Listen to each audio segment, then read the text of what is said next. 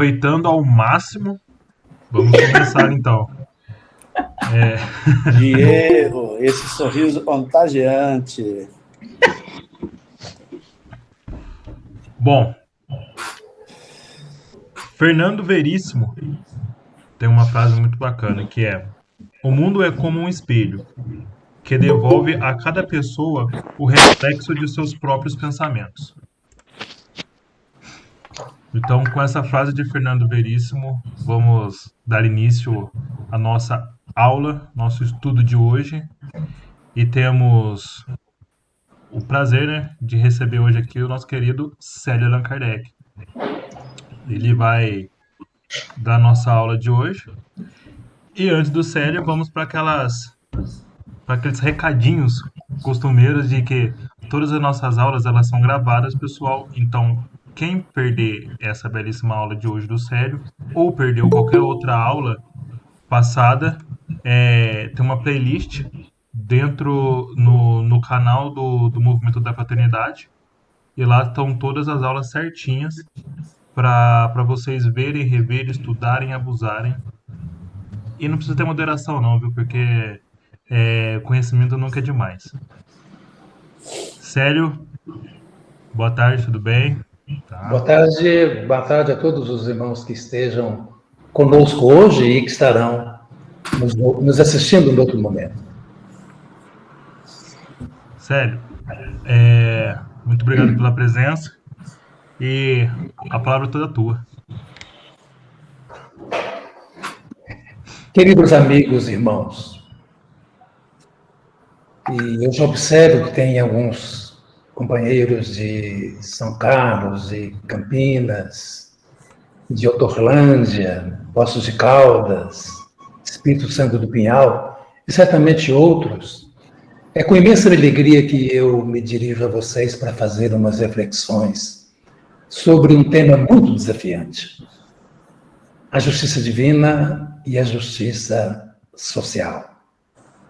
Falar sobre justiça nos arremete para dentro de nós próprios, de maneira a conhecermos a nossa realidade, a nossa relação com a vida, a nossa relação com os nossos semelhantes, com a natureza, com Deus.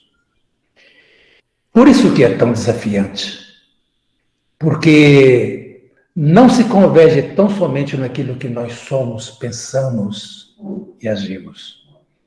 E eu começaria, a princípio, me baseando em Allan Kardec, no Livro dos Espíritos, no último capítulo do livro As Leis Morais, Livro dos Espíritos tratando sobre as leis morais. Quando ele trata sobre a lei da justiça, do amor e da caridade. Eu até vou fazer uma pequena viagem, porque eu sempre fiquei muito intrigado quando Allan Kardec falou sobre as leis morais.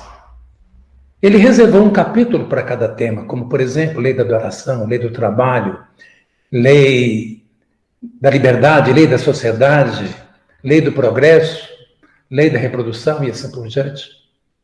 E o último ele chamou de lei da justiça, do amor e da caridade, quando ele poderia fazê-lo separadamente. Mas eu percebi que esses três pontos eles são indissociáveis. Daí a gente compreender Kardec. Mas ele começa com uma indagação na questão de número 874, se a justiça está em conformidade com a natureza. A resposta positiva, que sim. A justiça está na natureza. E que todas as criaturas, elas têm imanente nelas o senso da justiça, sejam elas quais forem. E o interessante, nessa mesma formulação, está dito como resposta do Espírito de Verdade, que a respeito da justiça, nós podemos desenvolvê-la, sim, com progresso moral. Mas o progresso moral não a dá, porque ela já está na nossa própria natureza. Deus não dá. E para que a gente venha entender melhor sobre essa questão de número 875, quando ele pede ao Espírito de verdade que defina o que é a justiça, e a resposta é peremptória, ela é muito assertiva. A justiça, ela consiste no respeito dos direitos alheios.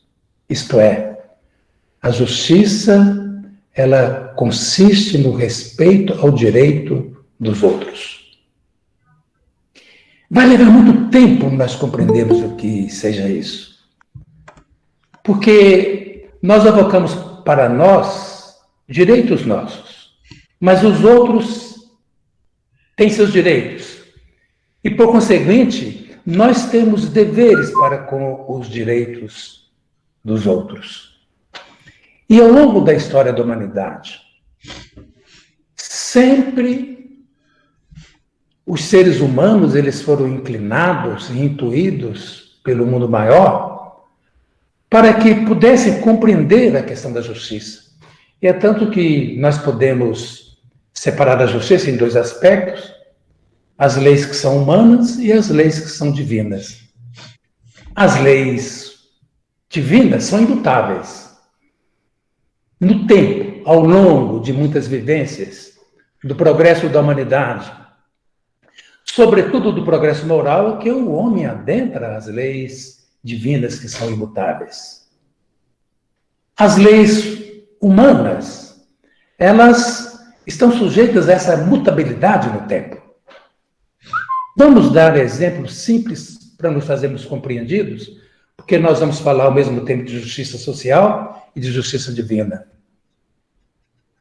Um dos códigos mais antigos da história da humanidade é o Código de Ur, na antiga Babilônia, há cerca de 2050 anos antes de Cristo. Em 1870 antes de Cristo, surgiu um outro código que teve muita significação no mundo, que é um código de Hammurabi com 282 artigos. Imagina que código imenso. E esse código, ele principalmente ele trazia e que resplandece mais para o mundo a lei de Talião. E essa lei de Talião, ela contém muita severidade, mas nós haveremos imaginar que quanto mais se retroage no tempo, as leis tinham que ser, naturalmente, muito mais duras. E esse código foi estabelecido naquela época com objetivos primaciais para proteger as viúvas e os órfãos e para estabelecer um código de relação punindo as pessoas que eventualmente cometessem infrações. Mas deixa eu fazer uma pequena citação para vocês verem a dureza desse código naquele tempo. Porque significava a lei de Talião olho por olho. Olho por olho. É claro que com Moisés veio olho por olho, dente por dente, e naturalmente muito mais estratificado. Ferida por ferida e assim por diante. Dizem, por exemplo, se um arquiteto projetar e construir uma casa, se porventura a casa ruir e causar a morte dos seus moradores, o arquiteto será morto. De um de seus moradores. Se um construtor construir uma casa e a casa desabar e causar a morte de um filho do morador, o filho do arquiteto será morto. Aí nós compreendemos a lei de olho por olho e dente prudente. Olha esse artigo, que curiosidade. Na lei de Italião, Código de Hammurabi. Se alguém tiver a sua casa devastada, for roubado, e não for apanhado quem causou o prejuízo, o governo terá a responsabilidade de ressarcir aquele que sofreu o prejuízo. Imaginem vocês se acontecesse isso nos tempos atuais. Os governos tiverem que fazer reparações, ressarcimentos de pessoas lesadas em decorrência de roubos. E vai assim sucessivamente. Com Moisés, nós temos um outro Código Civil. Porque as leis civis, elas existem, os códigos de justiça humana, para estabelecer as relações entre as pessoas e fazer juízo, julgamento. Já as leis que são divina as relações dos homens com Deus. As leis humanas dos homens com os homens. Por isso que nós mencionamos que elas são mutáveis com o tempo.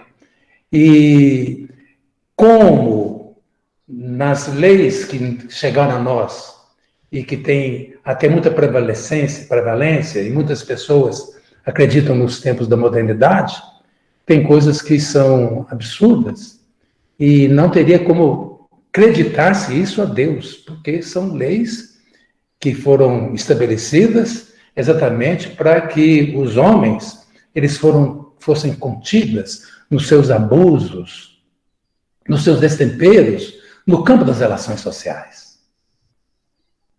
Vamos dar exemplo. Se um filho ferir o pai ou a mãe, será morto. Isso está em Êxodos. Se um homem for apanhado dormindo com outro homem, isso é abominável, ele será morto. Claro que isso não tem nenhuma sustentabilidade nos tempos atuais, porque a nossa visão hoje é muito diferenciada, e é uma pena que muitos ainda se atrelam nessas convicções, não acompanhando os códigos de evolução da justiça humana, das leis humanas.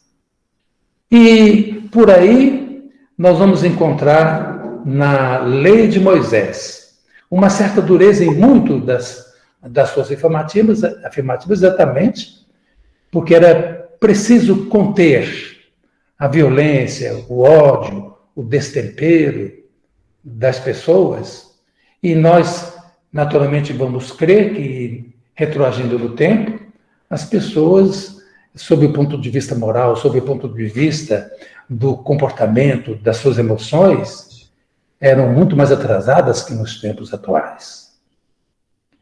E hoje nós temos os códigos humanos, a justiça humana, e a grande maioria contempla muitos dos direitos, e naturalmente as pessoas que conseguem comportar-se dentro desses direitos e dos seus deveres, haverá muito mais paz social, consequentemente. Aqueles que dirigem, que julgam, que têm o domínio sobre as leis e que avocam sobre eles as responsabilidades de exercer o campo da justiça, eles podem agir muito mais dentro de princípios de leis que estão muito bem estabelecidas. Agora, nós haveremos de crer que essas leis humanas, elas permanentemente sofrerão mutações no tempo para aprimorar, mas como nós observamos os códigos avançados na modernidade, são muitos os direitos que hoje as pessoas gozam naturalmente. Por exemplo, o direito de ir, o direito de nascer, mas ainda vemos absurdidades em muitos códigos de países, como, por exemplo, de pena de morte. Ainda existe a pena de morte em alguns códigos de justiça humana. Na época de Moisés, tinha o linchamento, tinha o apedrejamento, o enforcamento, a morte nas cruzes. Então, era de muito mais crueldade. Agora, hoje, praticamente está restringido o quê? A pena de morte em alguns raros países. Mas a justiça humana, ela se exerce de uma forma ainda muito dura. Porque a gente pode fazer uma comparação, sem ainda entrar na questão da justiça divina. Partindo do pressuposto que as criaturas, elas nascem, vivem, morrem, desencarnam, são portadoras do dom da imortalidade, retornam para o mundo invisível e depois renascem novamente. E quando se corporificam, muitos estão sofrendo uma espécie de um exílio, de uma reclusão. E esse exílio, esta reclusão, é uma oportunidade para que a criatura ela possa, de um lado, regenerar-se e progredir. É tanto que está posto no Livro dos Espíritos qual que é a finalidade da reencarnação. É melhoramento progressivo da humanidade e regeneração das almas que cometeram grandes equívocos. Da mesma forma com relação às criaturas que são julgadas no mundo. Elas são julgadas, existe o veredito e muitas vão cumprir penas de prisão. E como que deveria ser? E isso haveria de estar contemplado nos códigos de justiça. Que essas pessoas reclusas, elas teriam oportunidade também da regeneração, para depois estarem, dentro de um tempo mais ou menos breve, restituídas ao seio da família e da sociedade. Mas isso não acontece no mundo. São poucas as penitenciárias, as casas de reclusão, que permitem que as criaturas se refazam, que elas tenham uma leitura própria da consciência para fazer uma medição da estatura do erro cometido e possa se redimir ali mesmo. E redimir ali mesmo significaria que nas penitenciárias, nas casas de detenção, ali haveriam recursos onde a criatura poderia trabalhar, ela poderia estudar, ela poderia ter reflexões sobre o ponto de vista moral ou sobre o ponto de vista religioso, a fim de que ela se regenerasse. Isso, infelizmente, não acontece. Eu tenho um conceito para mim, e permitam fazer essa reflexão, que talvez muitos vão discordar. Quando se exara uma pena para quem feriu a lei humana, na minha opinião, essa pena ela não deveria ser traduzida em 5 anos, 10 anos, 15 anos, 20 anos, nada disso. A criatura, ela ficaria reclusa sim, mas partindo do princípio que a penitenciária, que poderia ter um outro nome, como, por exemplo, uma escola de regeneração, não penitenciária, não prisão, mas a criatura ali contaria com todos os recursos para que dignamente ela trabalhasse, para ela mesma se sustentasse. E, em simultâneo, ela aprender ofícios e ela poder estudar dentro do próprio sistema e, de uma forma muito pobre, nós temos hoje as escolas ou as penitenciárias agrícolas, e a criatura é que daria a própria resposta em função da mudança do comportamento, da sua regeneração e do esforço contínuo para ela tornar-se uma criatura melhor e fazer por merecer depois de retornar ao seio da sociedade e da própria família. Mas isso está muito longe. É uma reflexão que eu faço, mas está muito distante, porque é preciso não só que os códigos de justiça social se aprimorem, mas também que os governos, as criaturas que são responsáveis pelo bem-estar social, os governantes, os políticos, eles tivessem esse cuidar dos outros. Mas cuidar efetivo, onde cada vez mais se restringisse a distância entre o pobre e o rico, o que tem mais, o que aparentemente é mais, naquele que é menos, naqueles que é portador de parcos recursos, ou que tem limitações de variadas nuances, para que ele possa sobreviver com dignidade na vida. Então, essa questão de justiça social, ela tem que, naturalmente, estar vestida com uma nova visão, no meu entender. É preciso que as criaturas, elas dispam, elas desvistam dos sentimentos egóicos, dos interesses pessoais, das paixões, e exatamente em decorrência das paixões, dos interesses sociais, que as leis nem sempre contemplam os verdadeiros valores que fazem com que uma sociedade possa ser mais justa. E exatamente pelo interesse pessoal, pelas paixões contundentes, desvairadas, e pela ignorância, é que os governantes, eles não conseguem estabelecer políticas onde cada vez mais o que tem menos é visto com carinho, o que pode menos é acolhido a fim de que ele possa sustentar-se com muito mais sobriedade no campo da vida.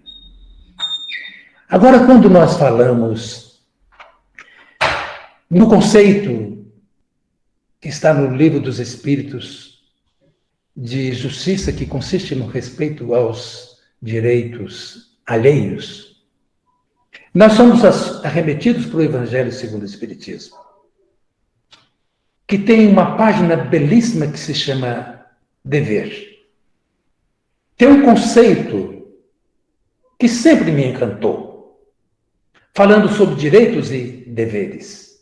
Agora, nós já vamos entrar um pouco no que seria a justiça divina, mas conquanto a justiça humana, ela há que, aos poucos, penetrar nesse campo.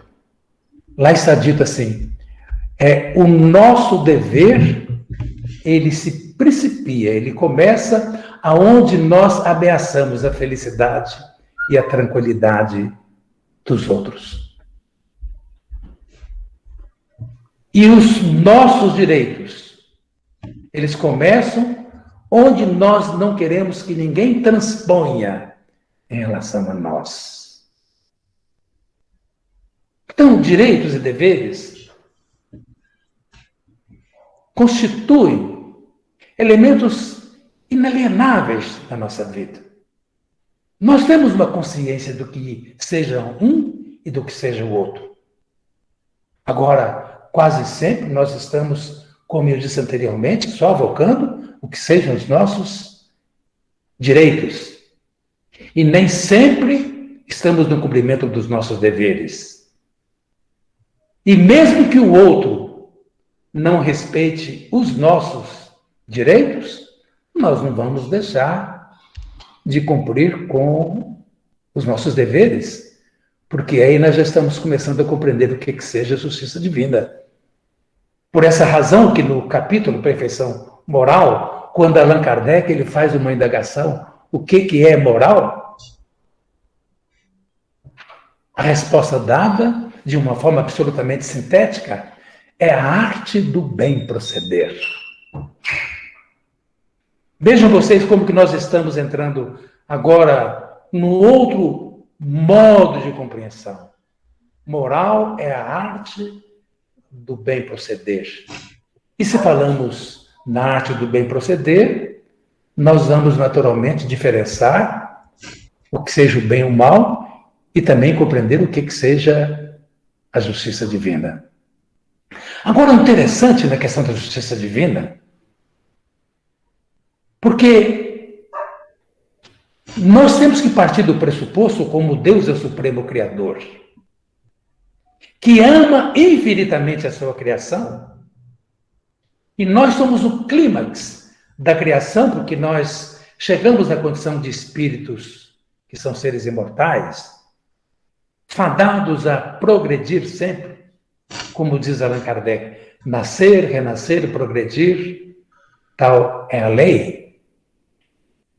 Partindo desse pressuposto, Deus, de um lado, não nos condena, mas de outro lado, ele é muito justo. Mas ele não só é justo, ele é infinitamente misericordioso.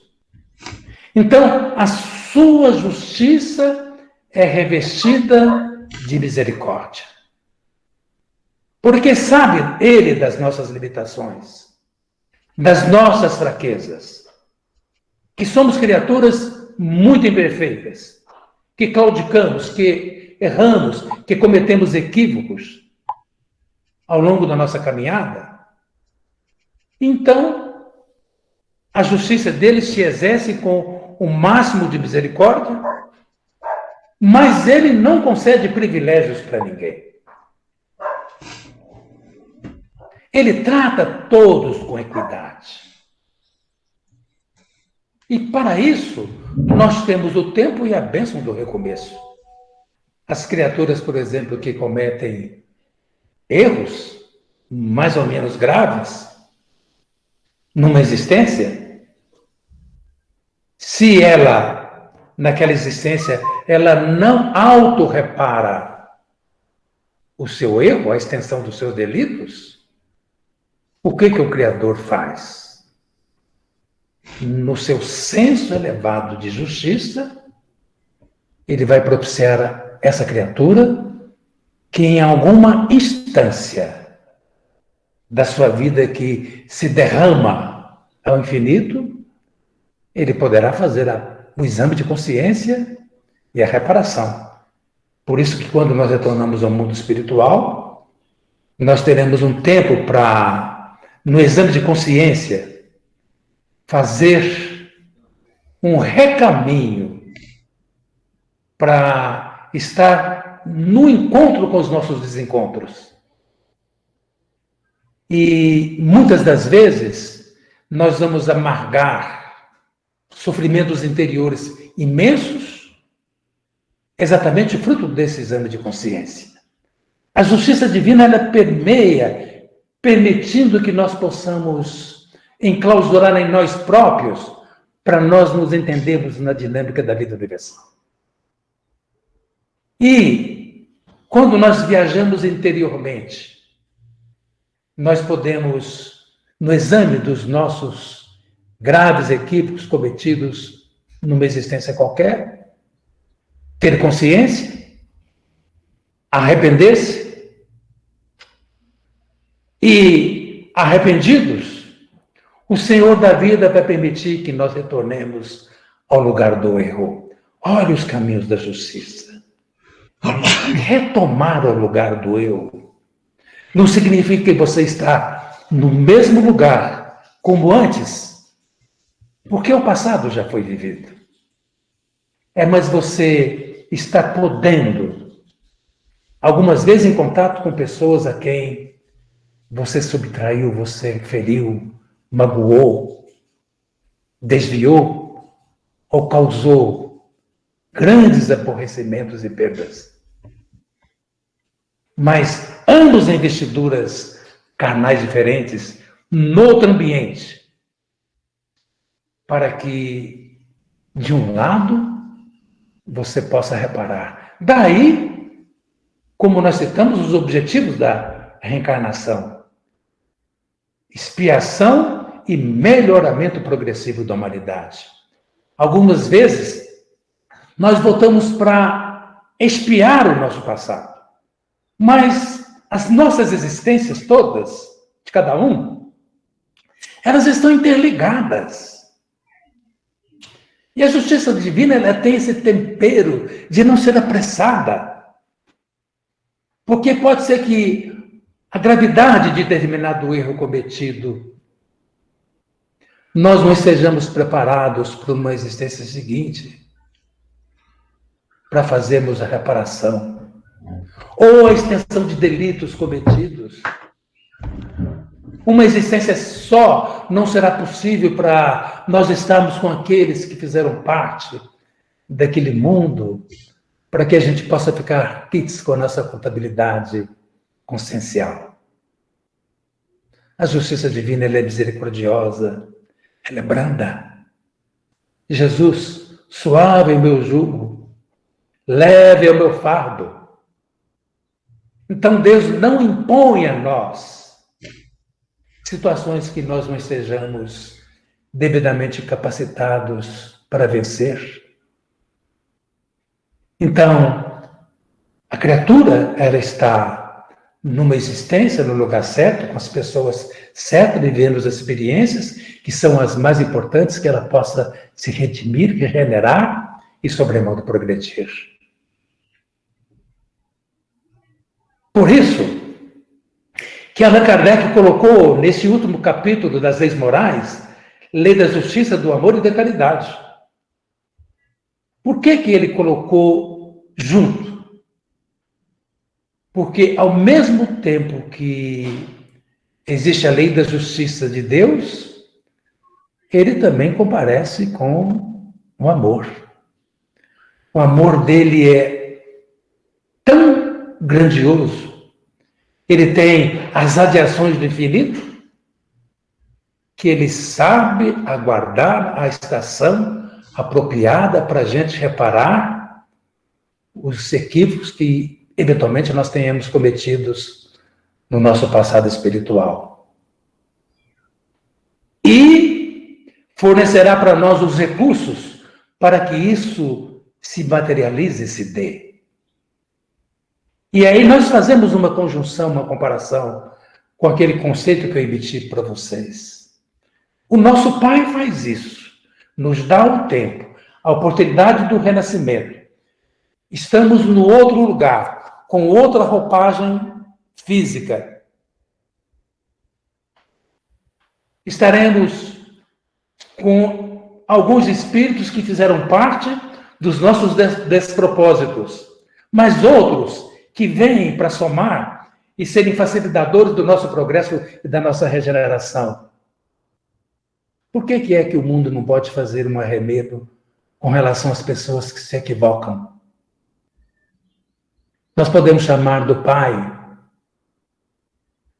os homens com responsabilidade dos poderes na justiça, os governantes, de criarem situações e recursos para as pessoas que lesaram a humanidade, que feriram no campo da sociedade, que não souberam cumprir com seus deveres, elas estejam munidas de recursos, fora do lar, no outro ambiente, com espaços mais restritos, convivendo com outros.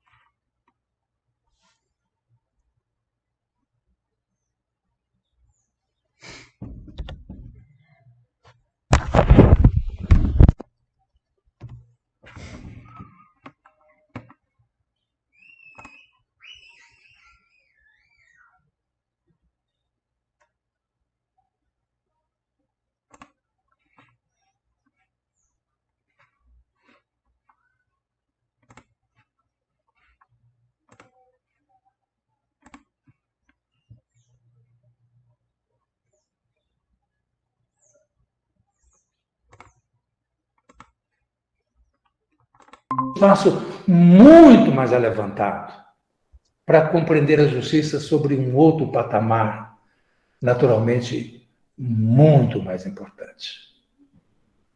Queridos amigos, como nós estamos falando em justiça divina, olha como que Deus é grandioso e que a grande maioria dos nossos irmãos de humanidade estão distantes de compreender.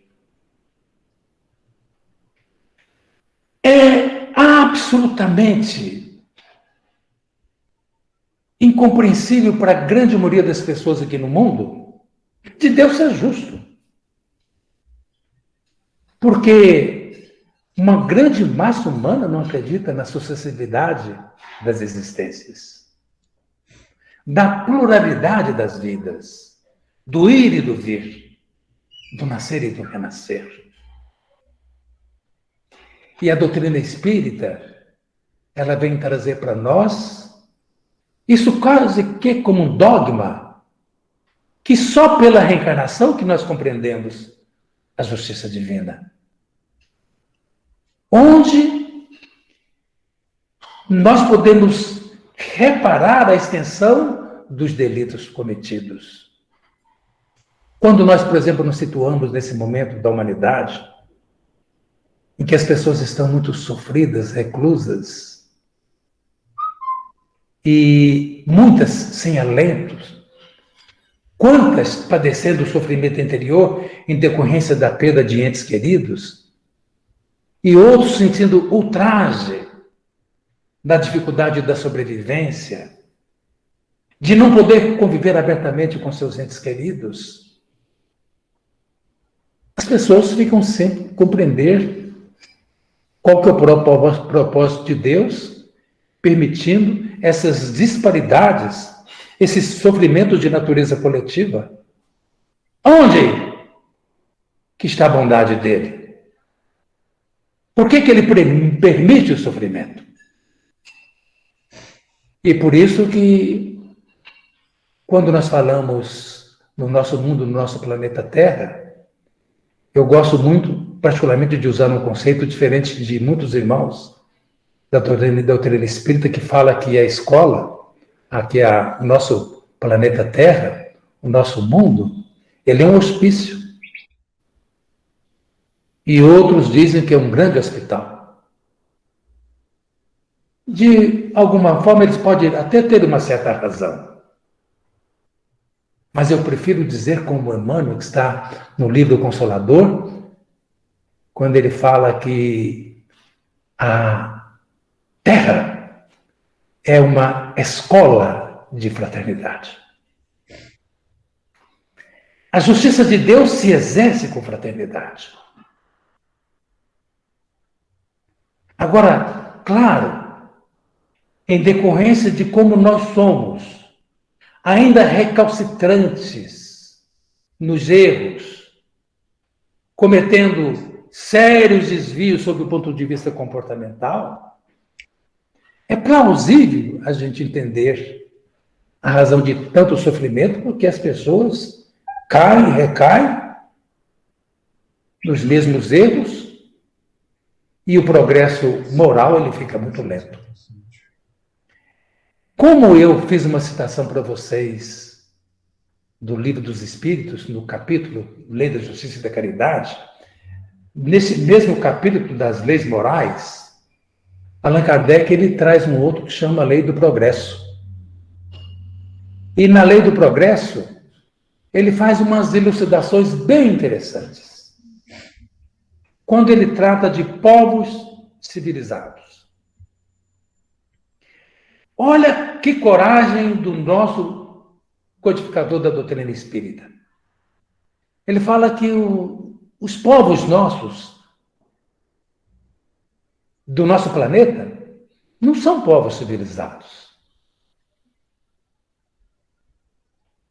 E quem lê abruptamente diz, mas que conceito, uma verdadeira aberração do codificador da doutrina espírita.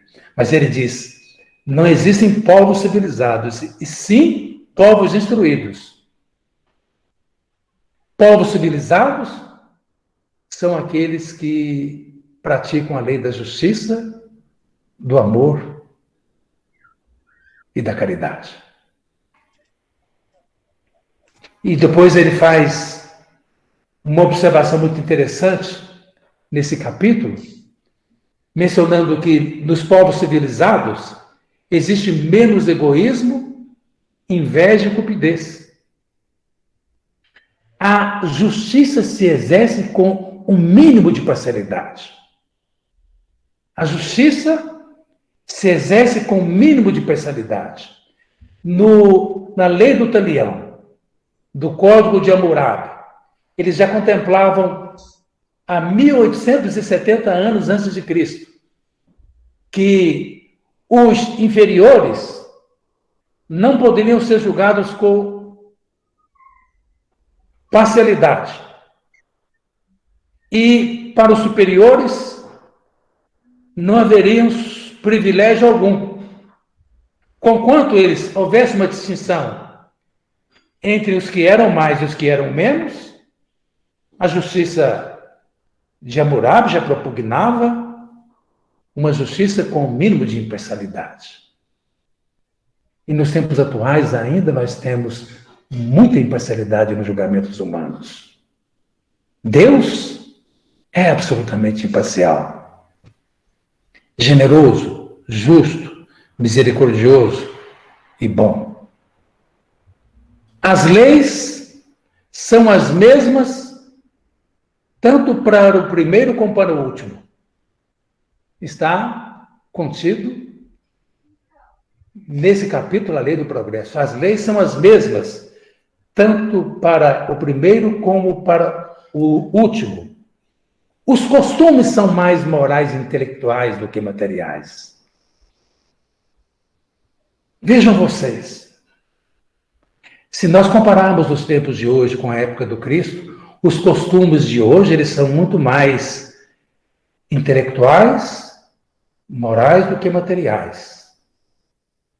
Mas se nós quisermos ver uma convergência da justiça social para a justiça divina, os costumes eles serão abundantemente mais morais e intelectuais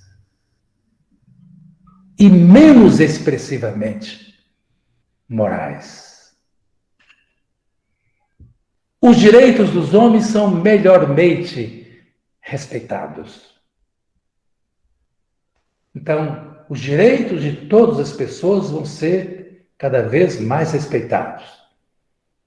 Isso deve estar no Código da Justiça Humana e está naturalmente expresso no Código da Justiça Divina.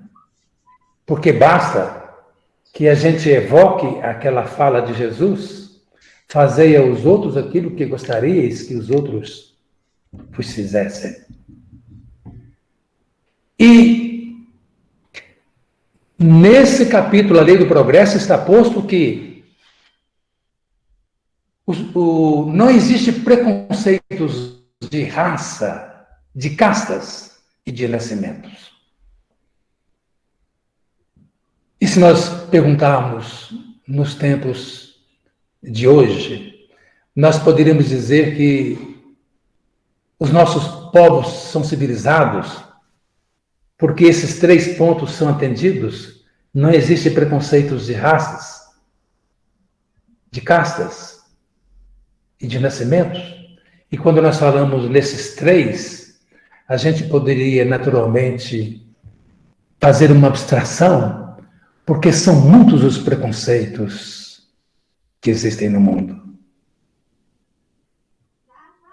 Hoje discute sobre questões tão importantes sobre a questão da sociologia, do homem e da mulher, dos gêneros, identidade de gêneros, ainda a questão das raças, dos privilégios para aqueles que se postam em grandes quadros de importância na vida social. De alguma forma, nós repetimos as castas da Índia Antiga, os kshatras, os párias, na Idade Média, os nobres, os plebeus. E ainda nós separamos de uma forma não grotesca do rico e do pobre. Nós falamos em classe alta, em classe média, alta, em classe média, média, em classe média baixa, na classe pobre dos miseráveis, quando em verdade todos nós somos irmãos. É por isso que Allan Kardec ele atrelou naquele último capítulo para a gente compreender a justiça que deva estar atrelada na lei do amor e da caridade, quando, na questão de número 886, que muitos de nós já tivemos a oportunidade de ler, de refletir, que ele indaga como poderia definir-se a caridade. A caridade significa perdão das ofensas, indulgência para com os defeitos alheios e benevolência para com todos. E se nós quisermos nos arremeter para a justiça divina, nós acrescentaremos mais um ponto nesses três conceitos que estão na questão de número 886.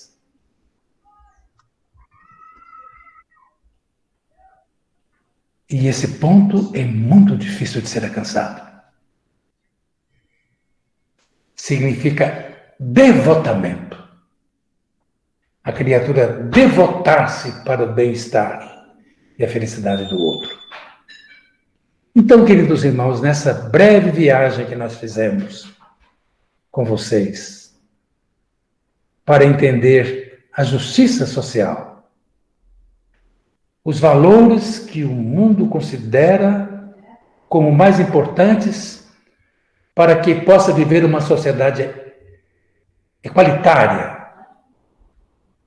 com menos diferenças sob o ponto de vista social.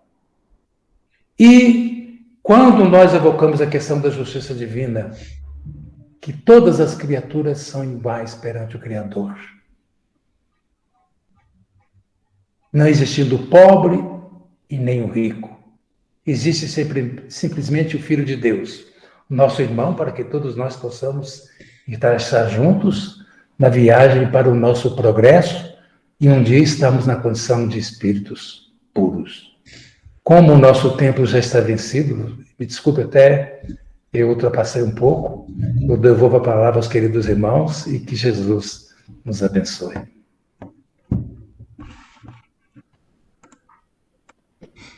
Não tá vencido não. Muito bem. Já posso falar, Diego? Claro. Puxa na fila, né? Ô, Célio, você sabe que eu sou da formação de Direito, né? E na justiça penal, uma das coisas realmente mais dolorosas é essa questão da pena. Outro dia eu estava trocando uma ideia com o Haroldo, e ele falando, e na justiça tradicional a gente vive realmente olho por olho, dente por dente, né? A pessoa comete um deslize das leis humanas, né? Ela é detida, né? Um dos meus maiores sonhos, eu acho que ainda, se Deus quiser, ainda vou ter forças para levar à frente ainda, é realmente trabalhar de alguma forma não só a privatização, mas pelo menos a humanização dos presídios, né? Eu acho que é perfeitamente possível, sim. Acho que não é nenhuma utopia. Você pegar um presídio desse, pegar uma empresa que se interesse, você formar mão de obras, né? Você permitir que essas pessoas trabalhem, desenvolvam a profissão e se sustentem. Movimentem recursos para sustentar a sua família, para também não ser um peso a mais para a sociedade, né? E hoje em dia, realmente, a gente sabe, e quando uma pessoa comete um deslize social, as pessoas, infelizmente, elas não buscam justiça, elas buscam vingança, né? Infelizmente, é isso, né? O Haroldo até comentou numa dessas lives dele, falando de uma mãe, ele era juiz na área criminal, teve o júri, teve o veredito, aí a mãe perguntou para ele, pois é, ele vai ser condenado, e a vida do meu filho? Ele virou para ela e falou, a senhora está conversando com o juiz errado. Essa justiça aí, realmente, a senhora realmente vai ter que se recorrer ao Criador. Mas e a gente, às vezes, também, mesmo a gente, né, sendo conhecedor da causa cristã, né, quando alguém nos oferece, se isso acontece com a gente, né, se acontece, às vezes, uma dessas deslizes tão violentos perto da gente, né, se é uma pessoa muito próxima, qual seria a nossa reação? Né? Se você tiver um filho seu, um irmão seu vitimado numa situação dessa, né? Eu vi aquele caso que você narrou na quarta-feira, né? Aquela história daquela guerra dos turcos, né? Nos anos... Agora, um pouco antes da Segunda Guerra Mundial, né? Isso. Aquela reação toda, mas foi preciso ela passar por um processo também, né? Para poder chegar nessa situação. Mas, assim, mas por outro lado também, eu penso, e eu acho o seguinte, que cabe a nós, que somos privilegiados, acho que a gente tem essa oportunidade de estudar o Evangelho, é um privilégio enorme, né? Eu acho que esses momentos que a gente tem de reunião aqui, das lives que a gente participa, é um privilégio enorme, porque a gente sabe que muitas pessoas, às vezes, nem sequer têm essa oportunidade, né? Cabe a nós realmente vivenciarmos isso de uma forma muito intensa, porque quanto maior o número de orações, realmente, pelo menos, tentando se envolver na causa do Cristo, né? Mais paz e harmonia a gente encontra no universo, né? Quanto mais a gente puder ser aquela pessoa que realmente procura apagar o incêndio, né? Não apagar o incêndio com gasolina, né? A gente vai estar assim, disseminando paz e energia, a gente tem realmente essa justiça social. Mas é um processo muito demorado, né? É isso. Mas uma riqueza as suas reflexões, meu caro irmão João Siqueira, uma riqueza. Porque nós temos muito impregnado em nós ainda a lei do talião. Olho por olho, dente por dente, queimadura por queimadura. A vingança velada ou aberta, não é? A nossa dificuldade imensa do gesto do perdão. Você citou um exemplo. A simples perda de um filho, de uma morte natural, que dor em nós. Agora, imagina quando o nosso filho sofre uma morte numa situação de homicídio, onde alguém retira a sua vida. E você deve ter conhecido muitos casos, imagino que todos aí já conhecem casos, eu também. Que sofrimento. Agora, como que é difícil um pai e uma mãe naquele momento conseguir fazer debordar da alma, da sua essência, o perdão. Se é difícil, até para nós que somos espíritas, imagina os que não são cristãos espíritas, e os que simplesmente trabalham com as leis, compendiando essas leis dentro de uma visão muito materialista. Então tem um bom caminho para percorrer, sim, mas que bom que nós já estamos refletindo sobre questões tão profundas, e você que está numa profissão como essa e muitos outros, é uma grande responsabilidade, mas também muitos sonhos, como você mencionou aí. Você não quer partir dessa vida sem ver um quadro melhor, né? Eu me lembro, João, Eu trabalhei no DEOP uma época e estava com responsabilidade na gerência de obras para construir alguns presídios, e nós íamos construir um presídio em Teoflotone. Isso por volta de 2006, por aí. E quando eu fui em Teoflotone, eu aproveitei e visitei uma penitenciária agrícola que existia lá. Fiquei encantado. Então tem coisas boas, porque era uma fazenda.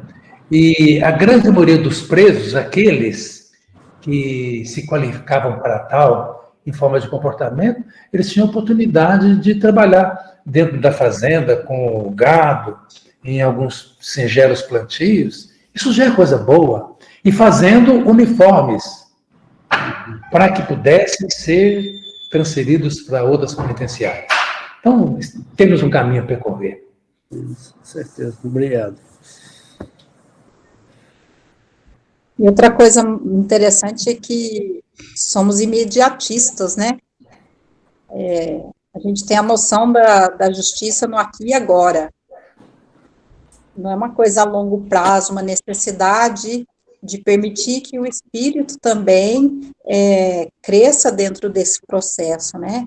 A gente faz um julgamento, a gente dá um passo atrás, faz o julgamento e não se olha, né?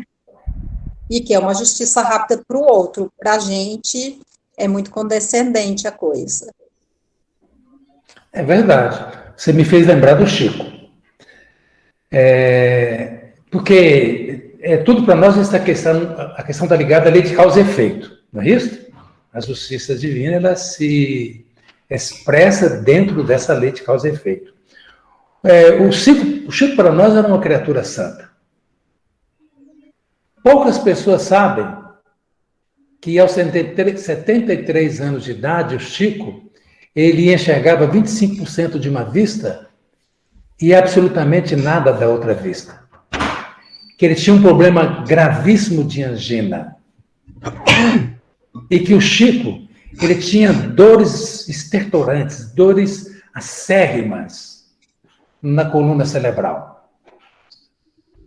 Imagine, uma pessoa santa, com tantos méritos, assistida por espíritos de tanta envergadura, e ele mesmo sofresse a privação de umas doenças que, dentro de uma visão do mundo, seria injusto para ele, a fim de que ele pudesse levar com êxito até o final da vida a missão dele sem grandes sofrimentos do ponto de vista da sua organização física. Mas certamente isso que o Chico experimentou estava ligado à questão de lei de causa e efeito. E ninguém se exime de cumprir o que está posto na justiça divina.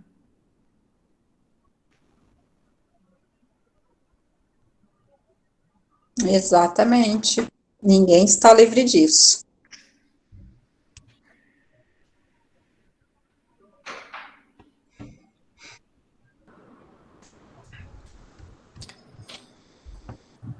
O Chico tem até uma história interessante dele, o Emmanuel, né? Ele estava com um olho muito doente, ferido, quase sangrando, e ele achou que não poderia ir para a reunião. Aí o Emmanuel apareceu para ele e perguntou: escuta, você não vai trabalhar hoje, não? Ele falou: meu olho está doendo muito, você tem dois para quê? Pois é. Se você contou esse caso dele eu tenho outro que é interessante. Tem dois. Olha vocês, o que a pessoa não se abalar quando se cumpre os desígnios divinos. E mesmo os desígnios da justiça do mundo. O Chico, ele também já tinha mais de 70 anos, ele tinha um atendimento lá na Casa Espírita da Prece. Aquela peregrinação de centenas e centenas de pessoas que acorrem lá.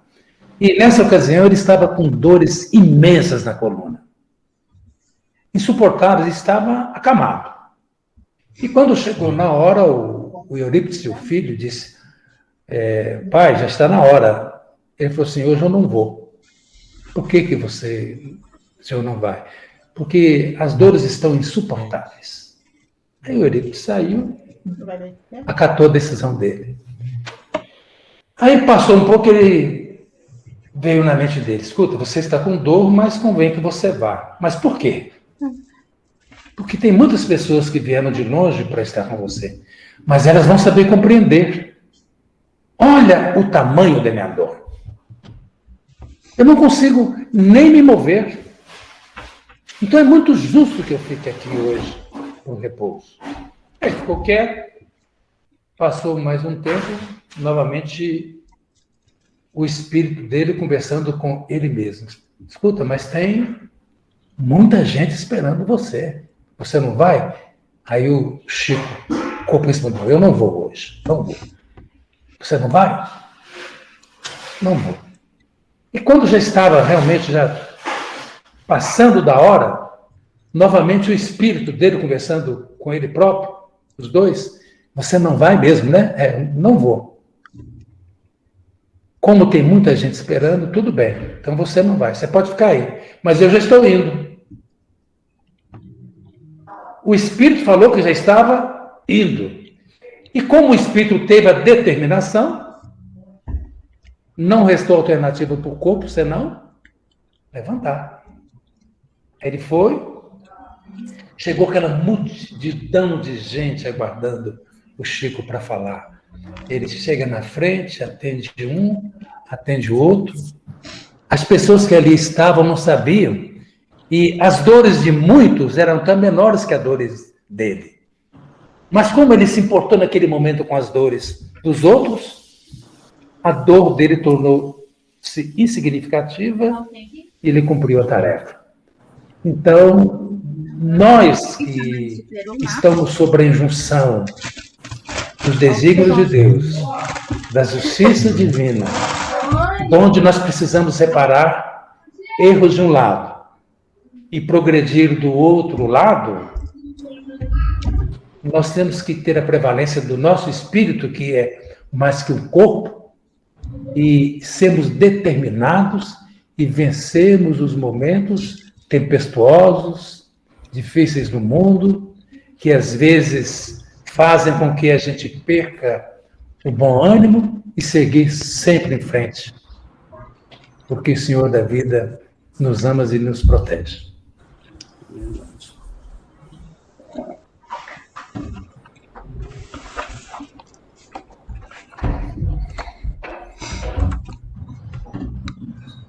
Para quem quiser, tiver com vergonhinha de falar, pode usar o chat para mandar um comentário, uma pergunta.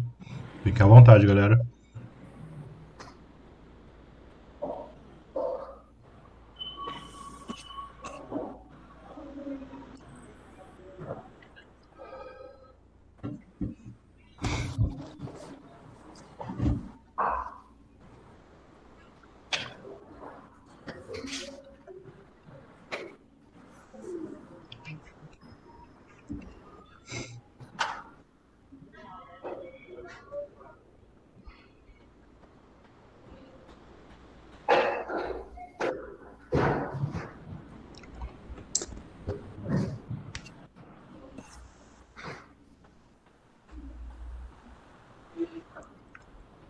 Acho que está todo mundo tímido, Diego. Então, como está muito tímido, eu vou dar um conceito aqui sobre justiça um pouco diferente. A criatura recebe da vida o bem e o mal que ela dá de si própria. Então, eu, Alain, recebo o bem ou o mal da vida, mas que eu mesmo dei. Isto é, sementeira minha. Quem semeia o bem, colhe o bem. Quem semeia o mal, inevitavelmente, em algum momento, no trânsito da existência, arcará com as consequências da semeadura. Por isso que o Emmanuel diz que a semeadura é livre e a colheita é obrigatória.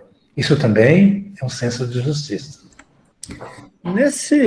Se a gente for por essa ótica, né, Célio, eu particularmente acho muito estranho, né, em determinadas religiões, as pessoas pedir perdão a Deus, né?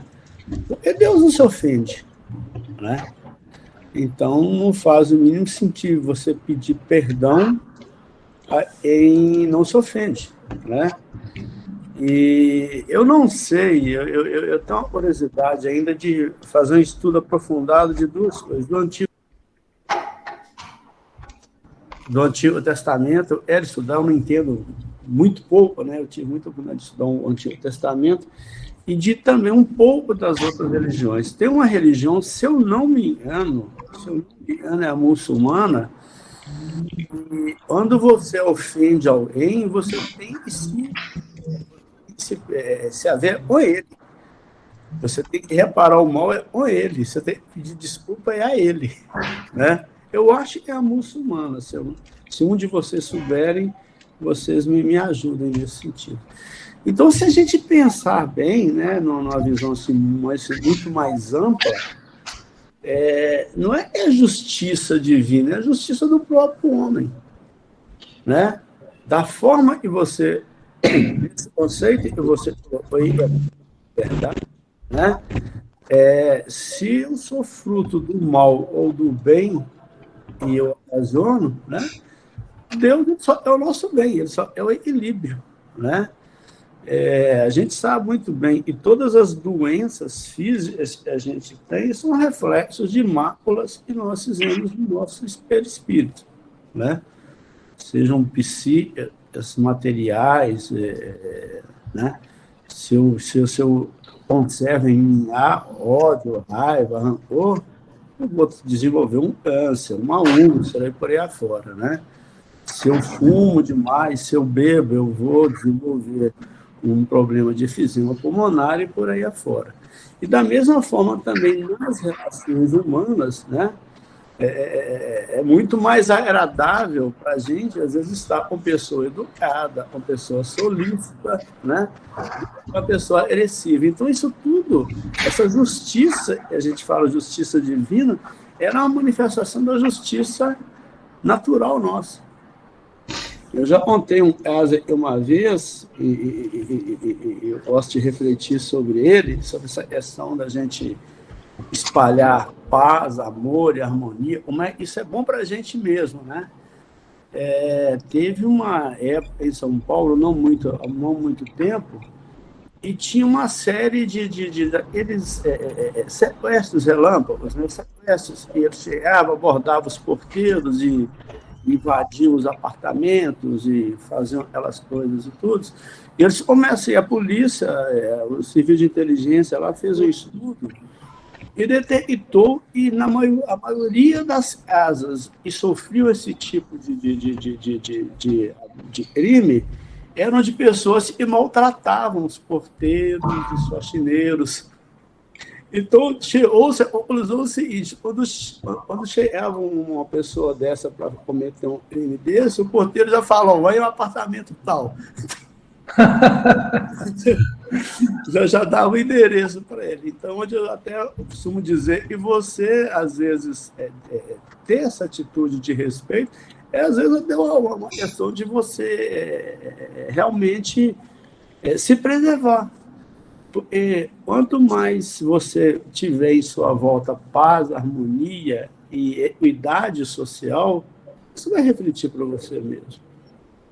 É verdade. E o que atravanca nós procurarmos a reconciliação e perdoar os nossos adversários? É o nosso orgulho. Orgulho, exatamente. Nós somos pessoas muito orgulhosas e não nos rebaixamos. É por isso que a fala do Cristo para o Pedro, perdoar não 7 vezes, mas 70 vezes 7 vezes. Olha que justiça diferente que Jesus veio trazer para o mundo. Perdoar 70 vezes 7 vezes, perdoar infinitamente. A Joana de Ângeles, que, olha, é um conceito de saúde e ao mesmo tempo de justiça divina. Ela fala assim: perdoai a tudo e a todos. Porque se você não perdoar, o seu passado estará mais presente do que o próprio presente. Isso é verdade. Perdoai a tudo e a todos. Porque se você não perdoar, o seu passado estará mais presente do que o próprio presente. Por quê? As pessoas que não perdoam, elas ficam sempre ressentindo. Elas ficam revivendo. Volta, sai da subconsciência para a consciência, o lixo mental que estava armazenado, que é uma mágoa. E você não perdoou. Então, as pessoas que não perdoam, elas guardam essas toxinas mentais e ficam adoecidas. Agora, as pessoas que perdoam, elas ficam livres do ressentir. Por isso que no Evangelho Espiritismo, olha como que tudo é conceito de justiça divina. Fique encantado, nem havia pensado nisso. Qual que é o sacrifício mais agradável a Deus? A pergunta que é feita no Evangelho segundo o Espiritismo é o sacrifício do ressentimento.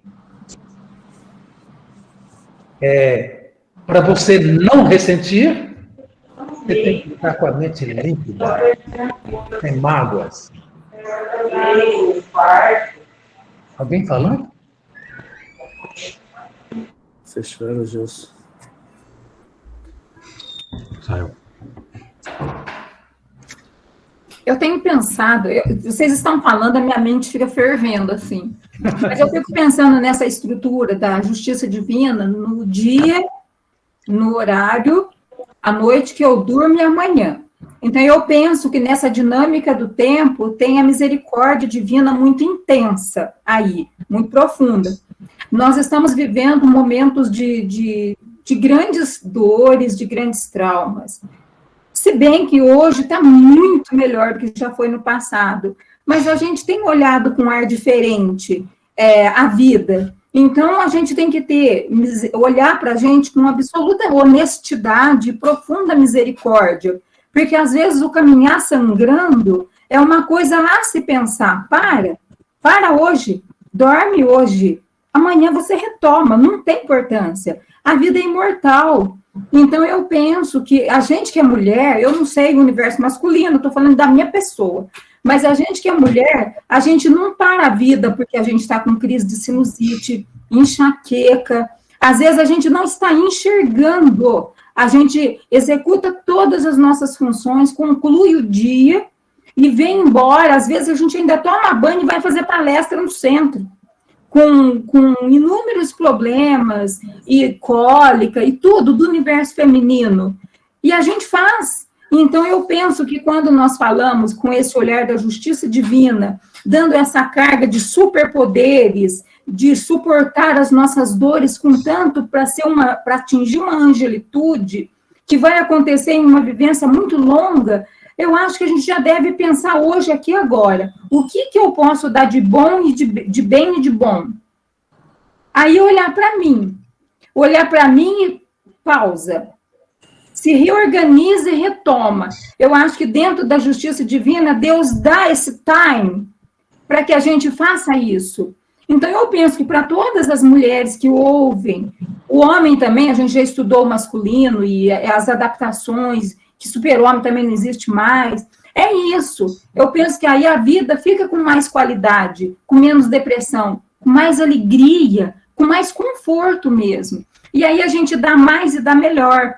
Aí a gente tem um olhar melhor, um olhar para quem está do nosso lado, para a criança, para quem precisa desse nosso olhar de misericórdia, de saúde, para que haja uma permuta, não de dor, mas de contentamento, de tranquilidade, de respeito mesmo. Então, às vezes, a gente pega, no meu ponto em encarnação, eu pego toda essa carga de espírito completamente comprometido com os meus erros e coloco tudo em cima de mim, eu me torno uma pessoa tóxica. Eu gostei. Quem é que de figura masculina gostaria de comentar sobre a fala da UD? Tem o Gilson aí, lá de Santo Antônio do Jardim, o Diego, que não falou, até o próprio do João Siqueira. Quem é que gostaria de falar? Fala, Diego!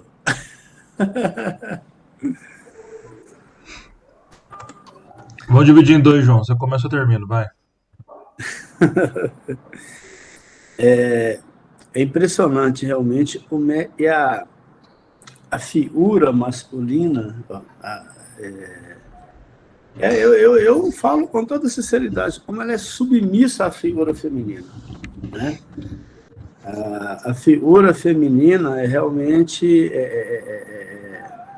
ela tem esse nível de percepção, de sentimento, de pluralidade de atividades, né? Muito diferente da nossa. É um negócio assim. Eu falo assim, a maior dor do homem é a dor de dente, né? E a das mulheres não se compara, né? E é impressionante também, nós vimos aí, né? Hoje nós já estamos na 14ª aula, não é isso, Diego? 14ª? Pois é. E hoje nós estamos falando de justiça social e nós falamos de outros temas, né?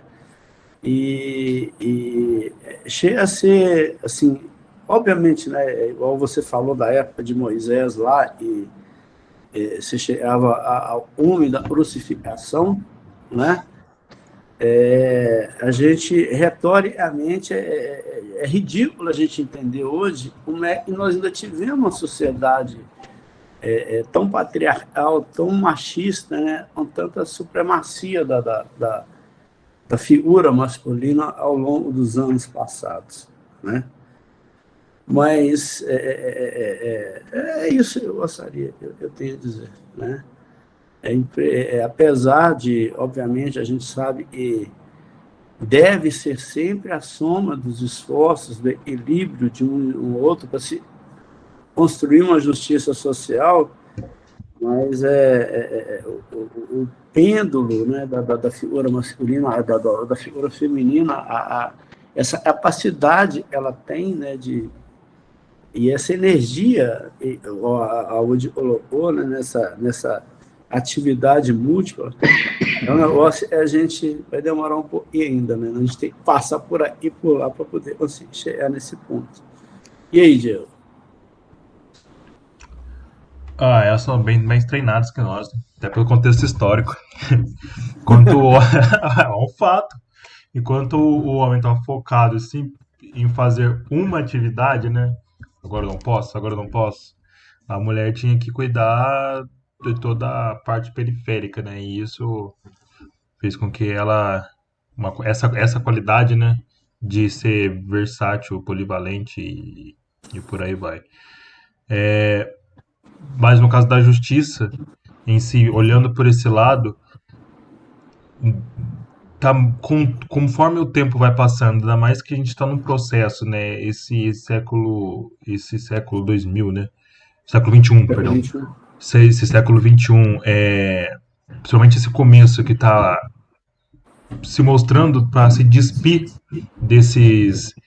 de toda essa formação de sociedade e de culturas que a gente tem enraizados, com certeza o senso de justiça vai ser mais igual, né? As brigas estão sendo para que as coisas fiquem niveladas, para que todo mundo tenha a mesma fugiu a palavra, direito. Tem o mesmo direito. Mesma idade, né? Talvez de posicionamento, de ações. Sim.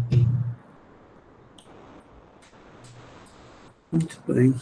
É engraçado, você olha para a sociedade da origem dela, né?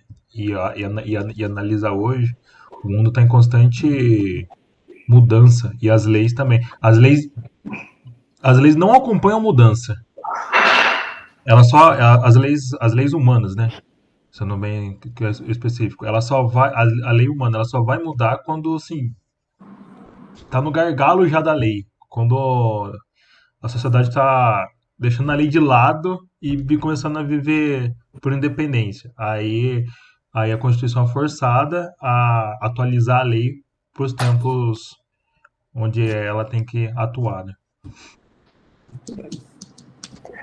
Hoje, tem algo que me deixava encucado, e só para corroborar a sua fala, Quantas vezes eu caminhando, passando, por exemplo, por um casal, um homem e uma mulher com uma criança pequena.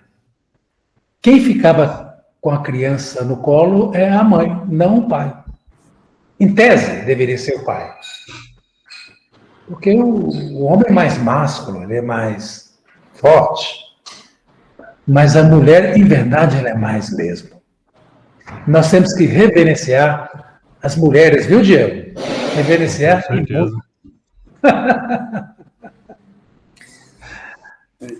Já foi essa história da mulher, do homem ser mais forte, mais massa. Minha mãe faleceu agora em fevereiro e aos 90 anos de idade, meu filho, ela tinha um lado paralisado, a mãozinha esquerda dela funcionava, vinha da ardia minha bundinha, viu? Ela dava uns tapas. Mas é isso. Muito bem. Muito que bem. Vamos chegando aí ao final dessa aula. Sério, muito obrigado pela aula. Foi sensacional, esclarecedor. E que a gente possa se rever inúmeras vezes aí. Muito leve, né? A maneira como você coloca o tema é fácil de assimilar. Muito obrigado, né? Foi muito leve, muito gostoso de ouvir, na verdade. Sim. Obrigado. Para a semana que vem, né, Diego? As pessoas dê um jeito de entrar por volta de meio-dia e vai estourar as redes sociais, né? Semana que vem, quem vai estar na palavra? E é mulher, hein? Ó, sério. E quem é? Fala o nome. Marta Francesca de Souza. Opa! Vai estourar beleza. todas as redes sociais. Você pode ver aí. Deu um Vou jeito estar de distribuindo senha já. ué. Senha para login. Com certeza, é isso aí. Bom, gostaria de chamar a Camila para poder fazer a peça de encerramento. O nosso tema semana que vem é o Diego. Violência não verbal. É a Martinha? Comunicação não violenta. Comunicação não violenta. Nossa, falei ao contrário a frase.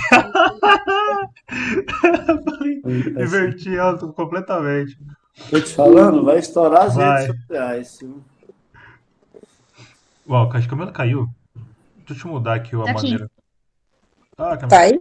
A Mila tá aí. Sim. Sim, pode fazer nessa pressa, por favor. Vamos encerrar então nossa aula com o Pai Nosso. Pai nosso que estais nos céus, santificado seja o vosso nome, venha a nós o vosso reino, seja feita a vossa vontade, assim na terra como nos céus. O pão nosso de cada dia dai-nos hoje, Senhor, perdoai as nossas dívidas, assim como nós perdoamos aos nossos devedores, e não nos deixeis cair-nos em tentações, mas livrai-nos, Senhor, de todo mal, que assim seja. Graças a Deus. Muito bem. Obrigado, Obrigado, Camila. Camila.